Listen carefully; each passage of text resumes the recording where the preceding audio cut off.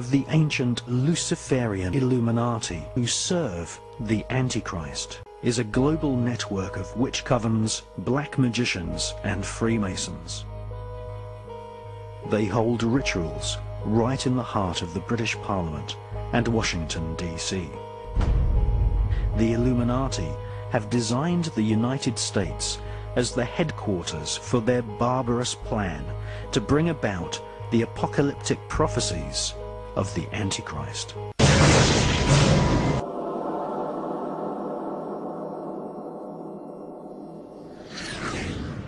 Nearly 2,000 years ago, the Apostle John received a vision of the end of the world. In the midst of many visions, John witnessed something that has intrigued Bible scholars for centuries. A one-world empire that would come to power in the last days.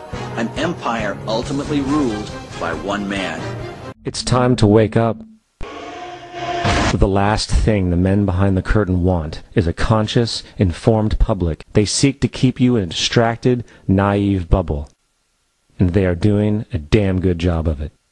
In 2005, an arrangement between Canada, Mexico, and the United States was made.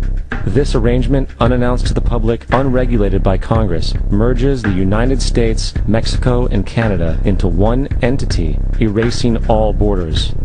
It's called the North American Union. The North American Union is the same concept as the European Union, the African Union, and the soon-to-be Asian Union, and the same people are behind all of them. And, when the time is right, the North American Union, the European Union, the African Union, and the Asian Union will be merged together, a one-world government. You would think that a situation like this would be on the cover of every major newspaper.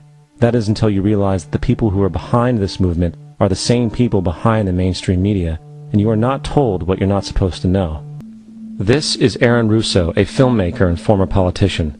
To his left is Nicholas Rockefeller of the infamous Rockefeller banking and business dynasty. After maintaining a close friendship with Nicholas Rockefeller, Aaron eventually ended the relationship, appalled by what he had learned about the Rockefellers and their ambitions. They're a bunch of criminals.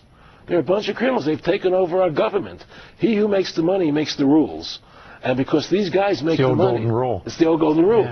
You know, he's laughing about the fact that you have this war on terror. There's no real enemy. He's talking about how by having this war on terror, you can never win it because so it's an eternal war. And so you can always keep taking people's liberties away. And I said, how are you going to convince people that this war is real? He said, but the media can convince everybody it's real. I mean, you know, it's just that you keep talking about things, you keep saying it over and over and over again, and eventually people believe it. In my line of work, you got to keep repeating things over and over and over again for the truth to sink in, to kind of catapult the propaganda.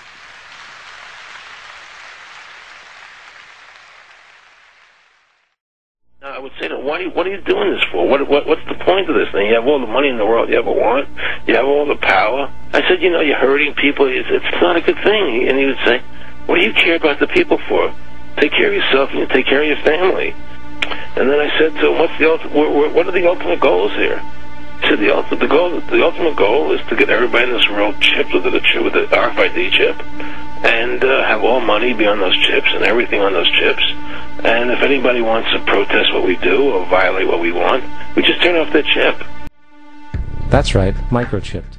In 2005, Congress, under the pretense of immigration control and the so-called war on terrorism, passed the Real ID Act, under which it is projected by May 2008, you will be required to carry around a federal identification card, which includes on it a scannable barcode with your personal information.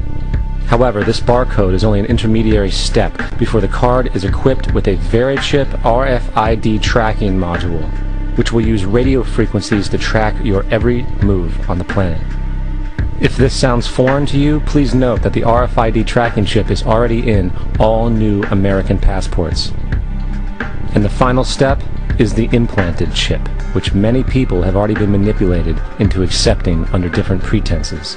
We have a Florida family who are really pioneers in a brave new world. They have volunteered to be the first ever to have microchip identification devices implanted into their body. After 9/11, I was really concerned with the security of my family.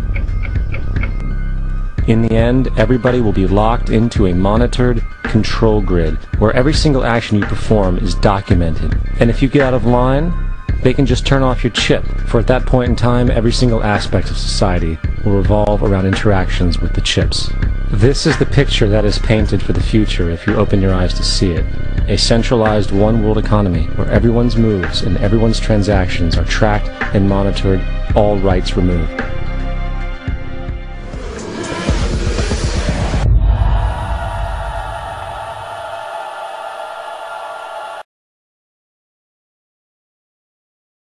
We have before us the opportunity to forge for ourselves and for future generations a new world order. You must understand something. We did not go to Iraq to bring freedom to Iraq. We're in Iraq and we keep talking about promoting democracy. What we're promoting is a one world government, a new world order.